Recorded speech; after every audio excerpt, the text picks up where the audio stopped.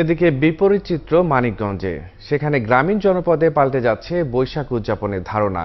কয়েক বছর আগেও গ্রামে যে কৃষকের ঘরে পিঠাপুলি আর পান্তার ঘরোয়া আয়োজন হতো, সে গ্রামের মানুষই বলছেন পহেলা বৈশাখ উদযাপন করা হারাম। রাজধানীর খুব কাছে মানিকগঞ্জের বেশিরভাগ ঘরেই ছিল না বৈশাখের আয়োজন। তারা বলছেন আলেম ওলামাদের ওয়াজে তারা শুনেছেন পহেলা বৈশাখ মুসলমানদের উৎসব নয়। শ্যামল সরকারের ক্যামেরায় আরো জানাচ্ছেন হাবিব রহমান।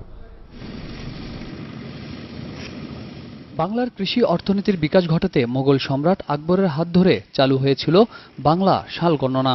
সেই সূত্রে যুগ যুগ ধরে পয়লা বৈশাখ ছিল মূলত এদেশের গ্রামীণ জনপদের অন্যতম উৎসব। নতুন ধান ওঠার এই সময়ে কৃষক পরিবারে ঘরোয়া আয়োজনে পালিত হতো পয়লা বৈশাখ। গ্রামের বাজারে বসত পরবের মেলা।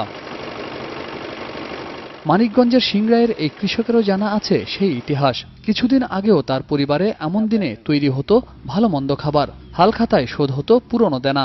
এখন সেই কৃষকই বলছেন বৈশাখ মুসলমানের উৎসব নয়। ইলিশ মাছ দিয়ে পান্তা ভাত দিয়ে খাইতাম, এটা হলো পালং।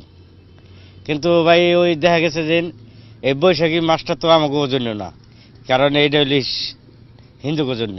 শহুরে মানুষের কাছে জনপ্রিয় মঙ্গল শোভাযাত্রাকে নিজেদের জন্য অমঙ্গলের বলছেন এই কৃষকরা। এই দিনে পান্তা খেতেও তারা নারাজ। বলছেন আলেম ওলামারা তাদের বলেছেন পহেলা বৈশাখ পালন করা নাকি ধর্মে নিষেধ। রবিউল আওয়ালের চাঁদ, ওইটা হলো মুসলমানের বৎসরের ফার্স্টের দিন।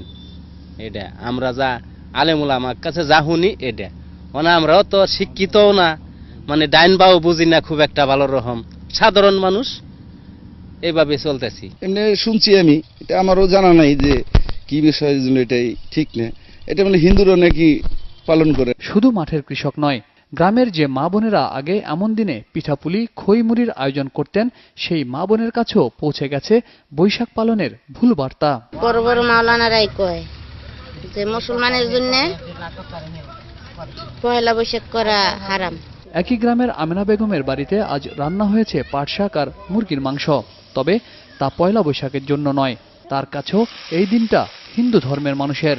বৈশাখের উপলক্ষে দেওয়া নেই, এমনি ঈদ তেহার আসলে জামা কাপড় দেওয়া হয়। দুই ছেলে আছে। পয়লা বৈশাখ কি তবে ধীরে ধীরে কেবলই শহুরে শিক্ষিত মানুষের উৎসবে পরিণত হচ্ছে? গ্রামীণ সংস্কৃতির এই